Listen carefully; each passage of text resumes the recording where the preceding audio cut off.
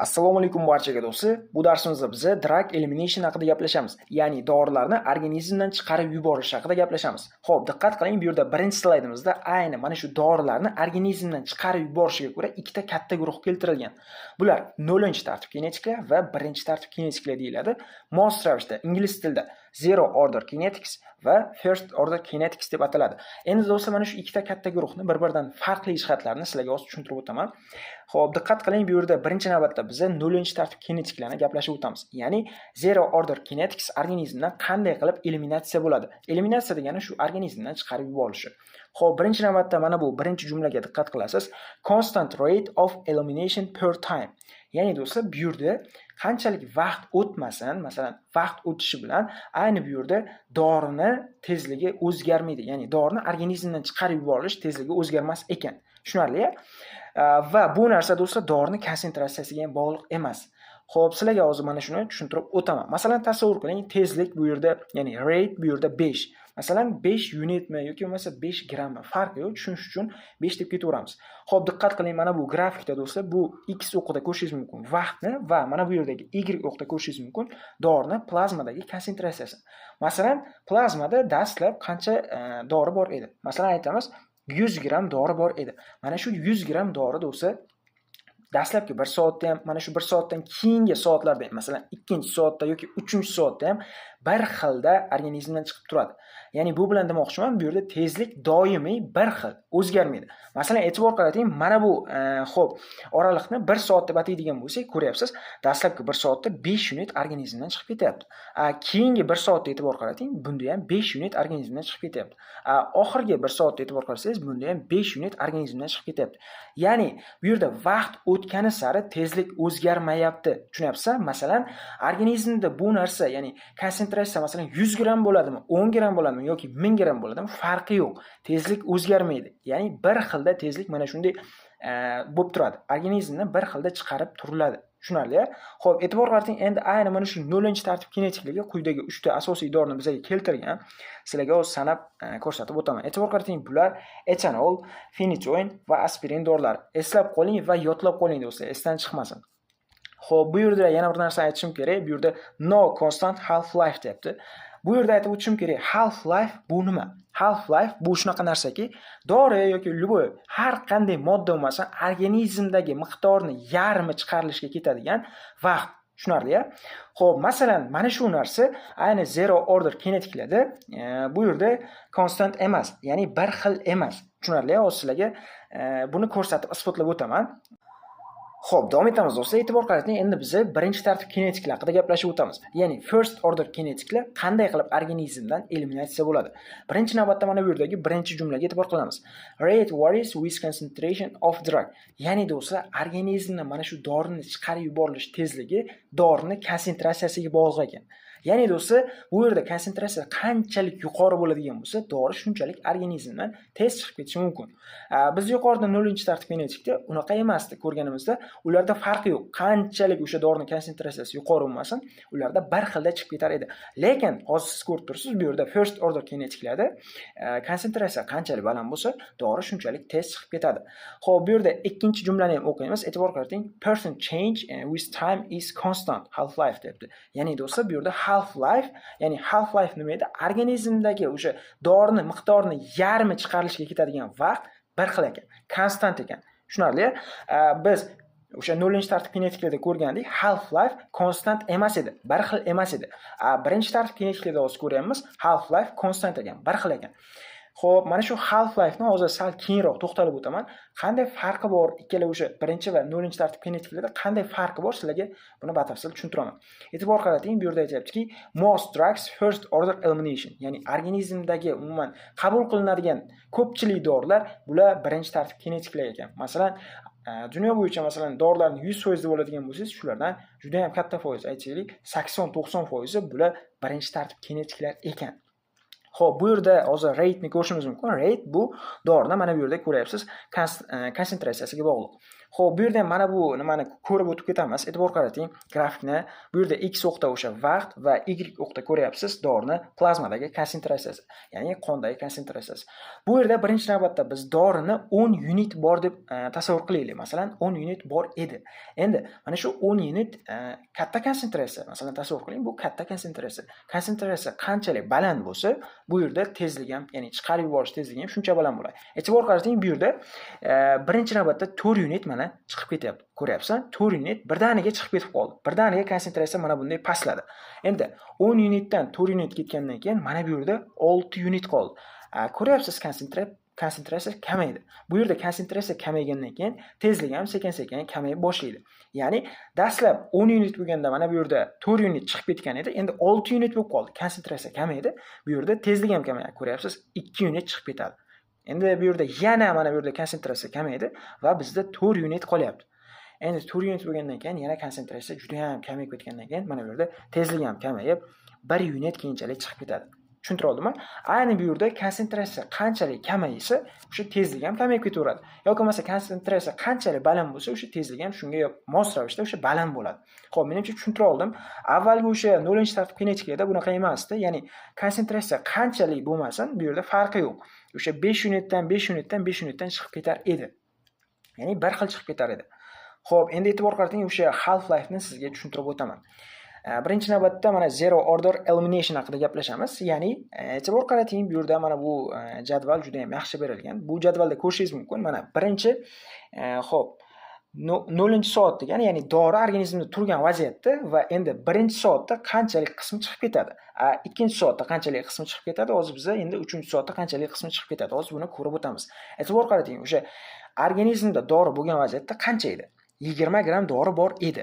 Endi qarang, birinchi soatda bu yerda o'sha 5 gram chiqib ketadi. Mana ko'ryapsiz, change degani 5 gram o'zgarib chiqib ketadi. Va bizda qancha qoladi? 15 gram qoladi. Endi e'tibor qarating, bu yerda 15 gramdan endi keyingi soatda, ya'ni ikkinchi soatda yana mana bu yerda 5 gram chiqib ketayotganini ko'ryapsiz va bu 10 gram qolyapti. Endi oxirgi 3-soatda ham baribir o'zgarmayapti tezlik, yana 5 gram chiqib ketyapti va bizda 5 gram dori qolyapti. Ko'ryapsiz? Xo'p, endi bu yerda yana bir narsani aytib o'tishim kerak. Xo'p, nimani aytib o'tishim kerak? Half-life-ni. Half-life bu yerda konstant emas, har xil deyapti. Qarang, e'tibor qarating. Bu yerda masalan half-life-ni o'zi ta'rifini aytib o'tishim kerak. Masalan, dorini organizmdagi yarim miqdorni chiqarishiga ketadigan vaqt. Yarim miqdorni chiqarishiga ketadigan vaqt. Xo'p, e'tibor qarating. Mana bu yerda masalan 20 gram edi. Qarang, 20 gram edi. 20 gramning yarmi qancha? Albatta 10 gram. Organizmdan 10 gram chiqib ketish uchun qancha vaqt sarflanyapti? Mana shuni hisoblaymiz. Qarang. Mana bu yerda 5 chiqdi va yana 5 chiqdi. 10 gram mana bu yerda ikkala o'sha vaqtda chiqib ketdi. Ikkalasini hisoblaymiz. Va bu o'sha 2 soatda chiqib ketyapti. Ko'ryapsizmi? Dorini birinchi yarmi 2 soatda chiqib ketyapti. Tushuntira oldimmi? Ya'ni dori dastlab 20 gram edi. Uni yarmi chiqib ketish uchun, ya'ni mana bu 10 grammi chiqib ketish uchun biz qancha vaqt sarfladik? 2 soat sarflayapmiz, ko'ryapsiz? Endi mana shu 10 gram qolyapti. 10 gramning yarmi qancha? Albatta 5 gram. Mana shu endi 5 gram chiqib ketish uchun qancha vaqt sarflanishi kerak? E'tibor qarating. Mana 5 gram chiqib ketish uchun endi bu yerda 1 soat sarflanyapti. Ya'ni mana bu yerdagi o'sha oxirgi soat mana shu dorining yarmini chiqarishga sarflanyapti. Ko'ryapsiz, mana bu yerda dastlab 2 edi va hozir biz ko'rdik, bu ko'rsatkich 1 ga o'zgardi. Ya'ni half life har xil konstant emas, o'zgaryapti. Ko'ryapsiz? Endi sizlarga bu yerdagi o'sha first order elimination ni mana shu half life ni ko'rsatib o'taman. E'tibor qarating, bu yerda birinchi navbatda dastlab 10 gram dori bor edi va mana shu yerda birinchi o'sha 10 gramni yarmi chiqib ketdi, ya'ni 5 grami chiqib ketdi va 5 gram qolyapti. Bu yerda qancha vaqt sarflandi? Albatta ko'ryapsiz, 1 soat vaqt sarflandi. Endi qarang, mana shu 5 gramni ham bu yerda yarmi nechi? Albatta 2,5 gram. E'tibor qarating, keyingi soatda uni 2,5 grami chiqib ketyapti va 2,5 gram qolyapti. Bu yerda qancha vaqt sarflanyapti? Bu yerda ko'rishingiz mumkin, yana keyingi soatlar sarflanyapti. Ya'ni bu ham 1 soat sarflanyapti. Ko'rishingiz mumkin, bu 1 soat. Xo'p, keyingisi mana 2,5 gram qolgan edi. Buni yarmi qancha? 125. Xo'p, endi 125 chiqib ketish uchun mana bu yerda ko'ryapsiz, oxirgi soatlar sarflanyapti. Oxirgi 3-soat sarflanyapti va bu ham o'sha 1 soat. Tushuntira oldimmi? Half life bir xil, konstant. Half life degani o'sha dorini organizmdagi o'sha yarim miqdorni chiqarishga ketadigan vaqt. Tushuntira oldimmi? Bu first order elimination da, ya'ni birinchi tartib kinetiklarda ayni mana shu narsa half life bir xil, Ko'rdingiz, mana bu yerda isbotladik, bir xil. Bu yerda ko'rdik, ayni 0-tartibga netlikda bo'ladigan bo'lsa, half life ikki xil, ya'ni constant emas. Har xil deganida, tushunasizlarmi? Bir xil emas, har xil. Dastlab 2 edi, keyinchalik 1 ga o'zgardi. Xo'p, menimcha tushuntira oldim. Endi davom etamiz. Organizmdan dorilarni o'sha eliminatsiya bo'lishi, chiqarib yuborilishi ikki xil narsaga bog'liq. Bu narsalar o'sha flow dependent va capacity dependent. Flow dependent degani o'sha oqimga bog'liq. Oqim degani ham o'sha qon oqimiga bog'liq. Xo'p, capacity dependent degani ularni o'sha sig'imiga bog'liq. Hozir sizlarga buni tushuntirib o'taman. Nima bular? Xo'p, e'tibor qarating, flow dependent elimination, ya'ni qon oqimiga bog'liq ravishda dorini organizmdan chiqarib yuborilishi. Bu nima? E'tibor qarating, some drugs metabolized so quickly that blood flow to organ determines elimination. Ya'ni dorilarni eliminatsiya bo'lish tezligi, do'stlar, eliminatsiya bo'lish tezligi bu yerda o'sha a'zolarga boradigan qonni tezligiga bog'liq. Tushunyapsizlarmi? A'zolar deganda ham asosan usually liver. Masalan, tasavvur qiling, mana bu yerda o'sha liverni tasavvur qiling. Liver ham o'xshamadi. Xo'p, tasavvur qiling, mana bu yerda liver deydigan bo'lsa, mana shu liverga e'tibor qarating, mana bu yerda qon kelyapti. Va bu yerdan keyinchalik liver o'zidan dorilarni chiqarib yuboryapti. E'tibor qarating, mana shu yerda mana bu dorilarni chiqarib yuborish tezligi jigarga keladigan qonni tezligiga bog'liq. Agar jigarga qanchalik jigarga qanchalik qon tez keladigan bo'lsa, bu yerda dori shunchalik tez eliminatsiya bo'ladi. Tushuntirib oldimmi? Masalan, hozir sizlarga isbotlayman. E'tibor qarating, mana bu yerda o'sha jigarga qon oqimi aytaylik 10 metr sekund deylik. Endi masalanda 10 metr sekund. Xo'p, e'tibor qarating, bu yerda dori eliminatsiya bo'lish tezligi masalan 5 gram. Lekin biz mana bu yerda tezlikni oshiradigan bo'lsak, jigarga keladigan qonni tezligini oshiradigan bo'lsak, deylik 20 deydigan bo'lsak, bu yerda 20 metr sekundga o'zgartiradigan bo'lsak, bu yerda dorining chiqarilishi, ya'ni eliminatsiya bo'lishi oshadi. Tushuntirib oldimmi? Masalan, endi 5 gram emas, 10 gramga oshyapti. Bu narsa ayni flow dependent elimination deyiladi. Bu yerda o'sha a'zolarga boradigan qonni tezligiga bog'liq. Qon hajmi yoki tezligi umuman farqi yo'q. Xo'p, asosan jigar, esdan chiqarmang. Aynan mana shunday dorilar, ya'ni oqimga bog'liq, qon oqimiga bog'liq bo'lgan dorilar, bular nima deyiladi? High extraction drugs deyiladi. High extraction, ya'ni yuqori ekstraksiya bo'ladigan dorilar deyiladi. Va bularga misol qilib biz morfinni keltirishimiz mumkin. Va bu yerda bizga ma'lumot aytayapti. Patient with heart failure will have decreased clearance. Ya'ni do'stlar, ayni yurak yetishmovchiligi bo'lgan bemorlarda clearance kamayib ketar ekan. Chunki do'stlar, yurak yetishmovchiligi bo'lgan insonlarda jigarga qon kelishi ham, jigarga qonning oqimi ham sekinlashib ketadi. Tasavvur qiling, jigarga qon oqimi sekinlashsa, jigar dorilarni eliminatsiya qilishi, jigar dorilarning o'sha clearance, ya'ni tozalashi bu yerda sekinlashib, kamayib ketadi. Tushuntirib oldimmi? Xo'p, endi sizlarga capacity dependent elimination haqida gaplashamiz. Tushuntirib beraman. E'tibor qarating, bu nima degani? Sig'imga bog'liq holatda eliminatsiya bo'lish. Bu narsa o'sha Mikhail Mentin kinetikasiga nima qiladi? Ergashadi. Ya'ni shu qonunga aloqador ravishda ishlaydi. Xo'p, e'tibor qarating. Dorilarni eliminatsiya tezligi mana bu yerda ko'ryapsiz, mana rate of elimination Vmax ko'paytirilgan C deyapti. C bu dorining konsentratsiyasi. Taqsim bo'ladigan bo'lsa Km plus C. Ya'ni do'stlar, bu yerda o'sha Mikhail Mentin kinetikasini yoki bo'lmasa tenglamasini hamma eslaydi. Bu yerda xuddi mana shu ko'rsatkichlar o'sha tenglamada ham borda, faqatgina biz mana bu yerda V ni topardik. Endi bu o'sha V ni o'rniga biz eliminatsiya tezligini qo'yyapmiz. Ya'ni eliminatsiya organizmdan dorini chiqarib yuborish tezligini qo'yyapmiz. Xo'p, bu nimaga bog'liq? E'tibor qarating, saturable degani, saturable bu o'sha to'yinadigan. Ya'ni qanchalik mana shu yerda o'sha fermentlar to'yinadigan bo'lsa, bu yerda ishlab chiqarilish, ya'ni dorini organizmdan chiqarib yuborilishi shunchalik tez bo'ladi. Ya'ni Vmax rate ga o'sha yetishadi. Xo'p, sizlarga bir narsani hozir tushuntirib o'taman. E'tibor qarating. Masalan, organizmda xo'p, aytaylik 4 dona enzim bor. Lekin biz mana shu yerda ayni xo'p, ikkita enzimga yetarli biz dori yuboryapmiz. Va bu yerda o'sha ishlashi, ya'ni dorini o'sha organizm xavfsiz holatga o'tkazib organizmdan chiqarib yuborish, ya'ni jigarni ishlashi deydigan bo'lsa, o'sha ikkita doriga nisbatan, ya'ni mana bu yerdagi ikkita fermentga nisbatan olinadi. Ya'ni biz ikkita fermentga mos ravishda dori yubordik. Tushunarli-a? Va bu yerda ham o'sha tezlik shunga mos ravishda bo'ladi. Faqatgina mana bu ikkita ferment to'yingani uchun. Endi bu yerda mana shu qoida shunday amal qiladiki, e'tibor qarating. Capacity dependent elimination degani shunday narsaki, biz qanchalik dorini konsentratsiyasini oshirib, ya'ni dorini konsentratsiyasini qanchalik oshirib, mana bu yerdagi enzimlarni shunchalik to'yintiradigan bo'lsak do'stlar, bu yerda eliminatsiya tezligi shunchalik oshadi. Organizmdan chiqarib yuborilish tezligi shunchalik oshadi. Ya'ni biz Vmax ga shunchalik tez erishamiz desa xato bo'lmaydi. Vmax ga shunchalik tez erishamiz. Organizmdan chiqarib yuborish tezligini maksimal ko'rsatkichiga shunchalik tez erishamiz. Va do'stlar, biz maksimal o'sha tezlikka erishganimizdan so'ng do'stlar bu yerda ayni dorilar zero order elimination ga o'xshash bo'lib qoladi. Ya'ni nima demoqchiman? Masalan, bir dori, e'tibor qarating, o'sha 4 ta enzim va 4 ta enzim mana bu yerda to'yintirilgan. Hammasi to'ydi. O'sha bemalol ishlayapti. Va bu yerda tezlik maksimalni masalan 4 gram taqsim sekund. Tushunarli? Endi siz bu yerda qanchalik masalan yana dori bermay, mana bu yerda yana ikkita dori yubormay, farqi yo'q.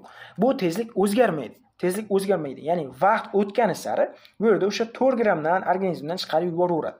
Bu narsa xuddi o'sha yuqorida ko'rganimizdek zero order elimination ga o'xshab bir xilda organizmdan chiqarib yuborilaveradi. Tushuntira oldimmi? Ya'ni birinchi navbatda bu yerda biz fermentlarni to'yintirishimiz kerak. To'yintirganimizdan keyin o'sha fermentlar maksimal tezlikka erishadi va maksimal tezlikka erishgandan so'ng ular xuddi zero order elimination ga o'xshab ishlab qoladi. Xo'p, sizlarga yana qaytarib o'taman, zero order elimination qanday ishlar edi? Mana e'tibor qarating, mana bu yerda zero order elimination bir xilda chiqib turardi. Organizmdan bir xilda chiqib turardi dorilar. Va biz endi hozir capacity dependent elimination ham xuddi shunday bo'ladi. Ya'ni Vmax ga erishadi. Organizm Vmax ga erishgandan keyin undan bir xilda dori o'sha chiqib turaveradi. Masalan, hozir 4 gram taqsim sekund dedik-ku, 4 gram taqsim sekund. Xuddi mana shu tezlikda organizmdan dori chiqib turaveradi. Bundan o'zgarmaydi. Tushuntira oldimmi? Mana bu yerda 5 unit emas, 4 gram dori chiqib turaveradi. Xo'p, mana shu narsa juda ham oddiy narsa. Xo'p, davom etamiz. Endi siydikni pH qanchalik dorilarni organizmdan chiqarilishida muhim ahamiyatga ega. E'tibor qarating, bizga aytilyaptiki, many drugs weak acids or weak bases deyapti. Ya'ni juda ham ko'pchilik dorilar organizmda xo'p aytilyaptiki, kuchsiz asos yoki bo'lmasa kuchsiz kislota tabiatiga ega. Xo'p, endi e'tibor qarating, birinchi navbatda mana bu yerda weak acidni gaplashamiz, ya'ni kuchsiz kislotani gaplashamiz va kuchsiz kislotani biz HA yoki bo'lmasa HA bilan belgilaymiz. E'tibor qarating, bu yerda hech qanaqangi ionlashmagan holatda, ya'ni to'liq bitta o'sha modda hisobida turibdi. Ya'ni hech qanaqangi ionlashmagan. Va biz bu tomonga o'tgani sari ko'ryapsiz, mana bu yerda ikkalasini ionlashgan holatga o'tganini. Ya'ni A- va H+ bo'lyapti. Ko'ryapsan? Bu o'sha weak acid, ya'ni kuchsiz kislota. Endi biz kuchsiz asosni ham ko'radigan bo'lsak, bu yerda BOH bo'lyapti. Ya'ni bu to'liq bitta modda. B o'rnida endi turli xil o'sha nimalar kelishi mumkin? Metallar kelishi mumkin. Masalan, kaliy OH, natriy OH bo'lishi mumkin. Endi biz ayni o'ng tomonga qarab yuradigan bo'lsak, bu yerda ko'rishingiz mumkin, bularni ionlashgan holatga o'tishini. Ya'ni B+ va OH- bo'lyapti. Ya'ni ionlashgan holatga o'tyapti. Hozir sizlarga mana shuni tushuntirib o'taman. Ya'ni ionlashgan holat yoki bo'lmasa ionlashmagan holat qanday muhim ahamiyatga ega va bizga qanchalik foydasi tegadi. E'tibor qarating, mana bu ionlashmagan, mana bu ikkalasi ionlashmagan va mana bular ionlashgan holatda. Endi sizlarga bularning farqini tushuntiraman. E'tibor qarating, siydikni pH qanchalik bizga ahamiyatga ega. Dorilar deyilyapti. Dorilar o'sha buyrakdagi glomerullarlarda, ya'ni o'sha koptokchalarda filtratsiya qilinar ekan. Filtratsiya qilinadi va do'stlar, dorilar qanchalik ionlashgan holatda bo'ladigan bo'lsa, ular siydikda qamalib qoladi. E'tibor qarating, ionized form gets trapped in urine after filtration. Ya'ni dorilar filtratsiya bo'lganidan so'ng ionlashgan holatga o'tadi. Ayni o'sha ionlashgan holatda ular siydikda qolib ketadi. Va do'stlar, cannot diffuse back into circulation. Ya'ni do'stlar, dorilar tasavvur qiling, mana bunday ionlashgan holatga o'tdi. Mana bunday ionlashgan holatga o'tdi va ayni mana shunday ionlashgan holatga o'tganidan so'ng ular siydikda qamalib qoladi. Siydikda trapped bo'lib qoladi va qaytadan qonga o'ta olmaydi. Qaytadan sirkulyatsiyaga qayta o'ta olmaydi. Tushuntira oldimmi? Bu yerda o'sha sirkulyatsiyada bo'lish uchun ular ionlashmagan holatda bo'lish kerak edi. Lekin bular ionlashgan holatga o'tib qo'ydi va siydikda qamalib qoldi. E'tibor qarating, endi bizda yana qanday ma'lumotlar keltirilgan. Endi siydikni pH dorilarni ishlab chiqarilishiga, ya'ni tashqariga chiqarib yuborishiga qanchalik ahamiyatga egaligini hozir sizlarga yana tushuntiraman. Masalan, tasavvur qiling, organizmda juda ham ko'p miqdorda biz kuchsiz kislota qabul qilib qo'ydik. Va bu yerda albatta tabiiyki o'sha kuchsiz kislota ko'payib ketgandan keyin organizmdan chiqarilishi ham, ishlab chiqarilishi ham oshib ketadi. Va siydikda ham juda ham ko'p o'sha kuchsiz kislotalar oshib ketadi. Ya'ni demoqchi bo'lganim, biz qanchalik o'sha dorida, ya'ni kuchsiz kislota tabiatli dorini iste'mol qilsak, uni siydikda ham miqdori shunchalik oshadi. Va do'stlar, bu yerda aytishimiz kerakki, bunday vaziyatda o'sha siydikni kislotalik tabiati oshib ketadi. Tushuntira oldimmi? Siydikni pH kamayadi. pH kamayadi degani kislotali tabiatga o'tdi degani, pH oshdi degani asos tabiatga o'tdi degani. Ya'ni do'stlar, e'tibor qarating. Siydikda o'sha pH kamayib, ya'ni kuchsiz kislota miqdori oshib ketadigan bo'lsa, biz nima qilishimiz kerak? E'tibor qarating. Bunday vaziyatda biz siydikni ishqoriy holatga o'tkazishimiz kerak. Ya'ni alkalinize o'sha urine to extract more drugs deyapti. Ya'ni do'stlar, o'sha siydikni biz nima qilishimiz kerak? Ishqoriy tabiatga o'tkazishimiz kerak. Endi xuddi shunga o'xshash narsa, ya'ni agar biz kuchsiz asoslarni ko'p qabul qilib qo'yadigan bo'lsak, siydik ham o'sha kuchsiz asos nimasiga, tabiatiga o'tib qoladi. Ya'ni pH bu yerda oshib ketadi va asos tabiatli bo'lib qoladi. Bunday vaziyatda biz nima qilishimiz kerak? Bunday vaziyatda biz o'sha siydikni tabiatini kislotali tabiatga o'zgartirishimiz kerak. Maqsad nima? Maqsad do'stlar, sizlarga tushuntiraman. Hozir maqsad sizlarga tushuntirib o'taman. Aytaylik, mana bu bitta o'sha siydikni ma'lum bir qismi. Aytaylik, mana bu yerda siydik bor. Tasavvur qiling, siydik bor. Va ayni mana shu siydikda juda ham ko'p o'sha kislota tabiatli dorilar yig'ilib qoldi. Kislota tabiatli dorilar yig'ilib qoldi. Va endi bunga yana qaytadan bu yoqdan o'sha kislota tabiatli dorilar kelish kerak. Mana bu yoqda ham kislota tabiatli dorilar bor. Endi tasavvur qiling, siydik o'zi mana bu yerda kislota tabiatli bo'lib turibdi. Siydikni tabiati kislota tabiatli bo'lib ketgan. Endi mana bu yerdagi dorilar, ya'ni kislota tabiatli dorilar, qondagi dorilar bu yerga siydikka o'ta olmaydi. Siydik o'zi to'lib bo'ldi mana bu kislota tabiatli dorilardan. Endi biz qachonki mana shu siydikni tabiatini ishqoriy holatga o'tkazadigan bo'lsak, ya'ni ishqoriy moddalar berib, to'g'rirog'i neytral holatga o'tkazadigan bo'lsak, neytrallaydigan bo'lsak, mana bu yerdagi qondagi biz qo'shimcha yana kislota tabiatli dorilarni tashqariga chiqarib yuborishimiz mumkin. Tushuntira oldimmi? Bu yerda agar kislota tabiatli o'sha siydik to'lib qoladigan bo'lsa, mana bu yerdagi dorilar ekskretsiya bo'lmaydi, tashqariga chiqmaydi. Tushuntira oldimmi?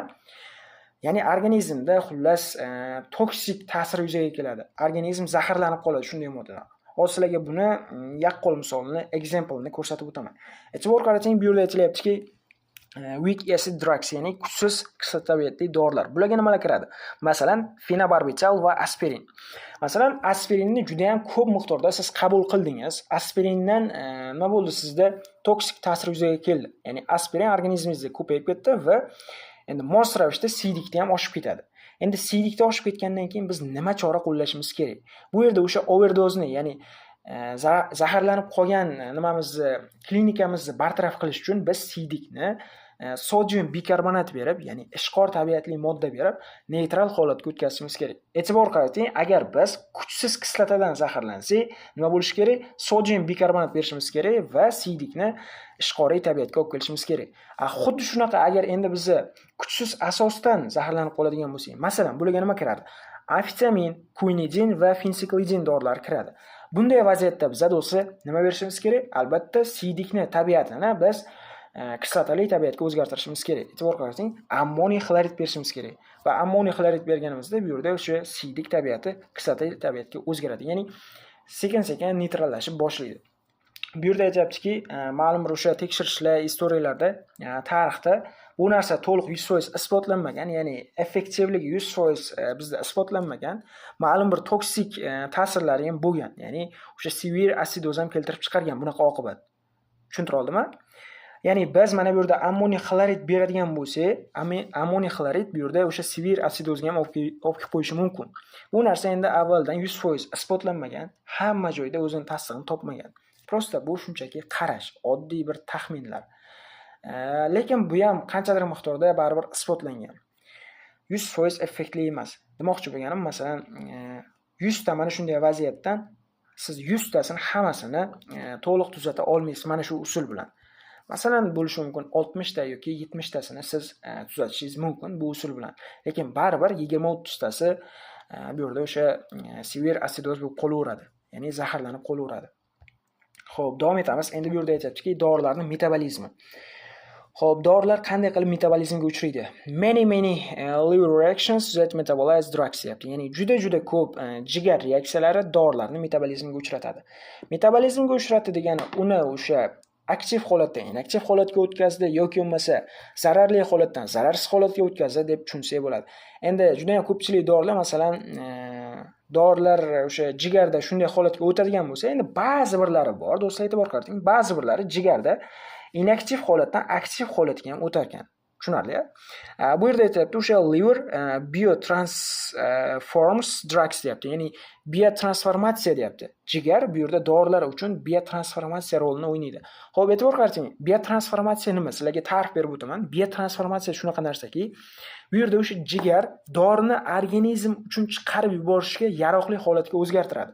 Ya'ni organizmdan chiqarib yuborish uchun ham dori yaroqli holatga o'tishi kerak va ayni mana shu vazifani jigar bajaradi va bu biotransformatsiya deyiladi. E'tibor qarating, usually converts lipophilic drugs to hydrophilic product deyapti. Ya'ni ko'pincha lipofilik dorilarni o'sha gidrofilik tabiatli moddalarga o'zgartirib organizmdan chiqarib yuboriladi. Ya'ni water soluble holatga o'tkazib, siydik bilan chiqarib yuboriladi. Suvda eruvchan holatga o'tkazib, siydik bilan chiqarib yuboriladi. Endi dorilarning metabolizmi haqida bizga ma'lumot beryapti. Jigardagi dorilarning metabolizmi ikkita fazasi bor. Birinchi faza va ikkinchi faza. Hozir sizlarga buni ko'rsatib o'taman. E'tibor qarating, birinchi fazasi qanday o'sha reaksiyalarni o'z ichiga oladi. Birinchi fazasi reduction, ya'ni qaytarilish, oxidation, ya'ni oksidlanish va gidroliz, ya'ni gidroliz degan o'sha 3 ta mana shu reaksiyalarni, asosiy mana shu reaksiyalarni o'z ichiga oladi. Ya'ni do'stlar, dori keldi, dori qabul qilindi jigarga va bu yerda birinchi fazaga kiritilishi kerak. Va birinchi fazada u dori qaytariladi, oksidlanadi va gidrolizga uchratiladi. Va bu yerda dorilar o'sha ma'lum bir o'sha inaktiv metabolitga o'zgartiriladi. Endi ba'zi birlari bu yerda aktiv metabolitga ham o'zgartirilishi mumkin. Tushuntira oldimmi? Xo'p, endi bu yerda aytilyaptiki 2 key fact to know deyapti. Ya'ni siz bilishingiz kerak bo'ladigan ikkita fakt bor. Birinchi faza do'stlar yoshi katta insonlarda sekin kechadi. Elderly patientlarda sekin kechadi. Tushunyapsizmi? Yoshi katta insonlarda yoshlarga qaraganda sekin kechar ekan. Va bu yerda aytyaptiki, birinchi faza sitoxrom P400lik sistemasidan iborat deyapti. Xo'p, bu qanday sistema? E'tibor qarating, sitoxrom P400lik sistemasi. Nimaga sitoxrom P400lik sistemasi deb atalgan? Xo'p, bular intrasellyular enzimlar, ya'ni hujayra ichidagi ma'lum bir fermentlar to'plami, guruhi.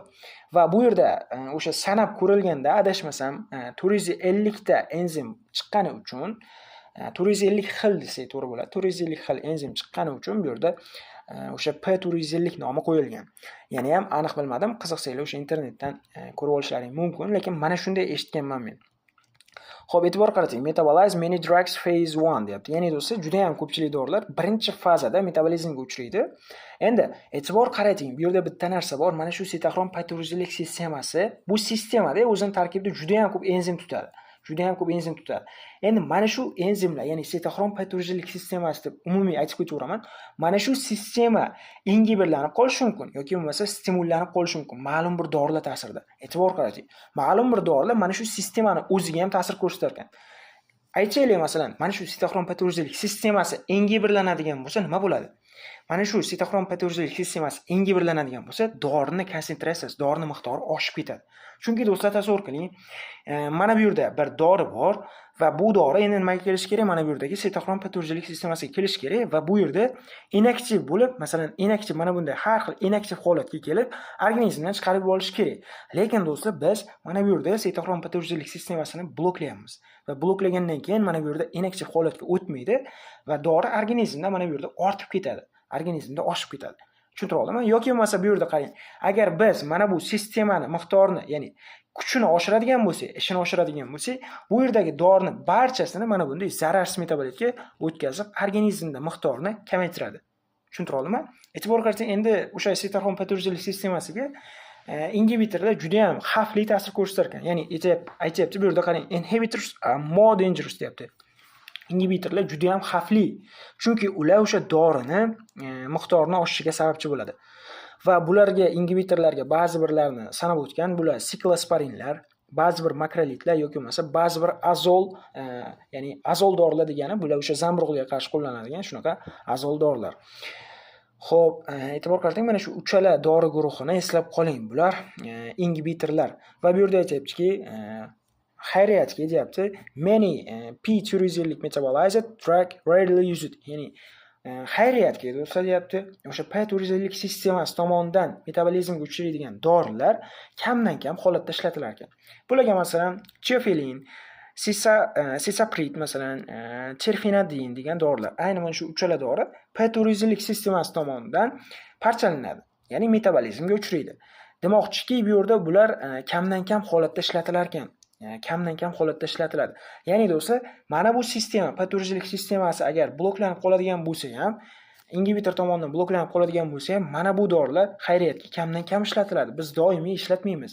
Shu uchun bu dorilardan zaharlanib qolish hayotda sal kamroq uchraydi deb o'ziga o'zi o'sha nima qilyapti? Xudoga shukr deb rahmat aytyapti. Endi e'tibor qarating, some clinically relevant possibility. Ya'ni do'stlar, bu yerda ba'zi bir o'sha klinik biz uchun kerak bo'lgan nimalar bor, klinik holatlar bor. Bular masalan biz qo'llaydigan ba'zi bir statin dorilarni agar o'sha P250 sistemasi ingibitorlari bilan qo'llaydigan bo'lsak, bu yerda rabdomiyoliz chaqirar ekan. E'tibor qarating, esdan chiqarmang. Masalan, siz bu yerda statinlardan xo'p, qaysi statinni desak, любой bitta statinni qo'shing. Mana bu yerdagi o'sha ba'zi bir makrolitlar bilan. Ya'ni makrolitni hozir aytib o'tdik, mana bu yerda ba'zi bir makrolitlar ingibitordir. Siz o'sha statinlar bilan makrolitlarni ba'zi bir bemorlarga shunday kombinatsiyada berish majbur bo'lib qoladigan bo'lsa, siz bersangiz, bu bemorda rabdomiyoliz kelib chiqar ekan. Rabdomiyoliz nima? Bu o'sha mushaklarni parchalanishi. Bu juda ham yomon asorat. Mushaklar parchalanishi, miyoliz bo'lishi.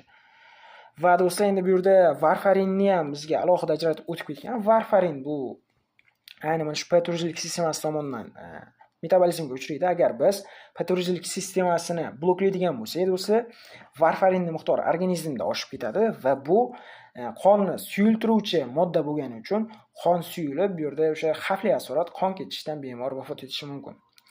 Xo'p, bu yerda ayni mana shu dorilarni, ya'ni P250 sistemasiga ta'sir qiluvchi dorilarga misol keltirgan. Masalan, bu sistemani ishini kuchaytiruvchilar, induserlarga nima dorilar kiradi?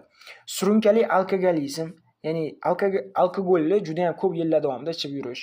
Bundan tashqari rifampin, fenobarbital, karbamazepin, grizefulvin, fenitoin dorilar. Bular barchasi induserlar. Ayni mana bu sistemani ishini kuchaytiradi.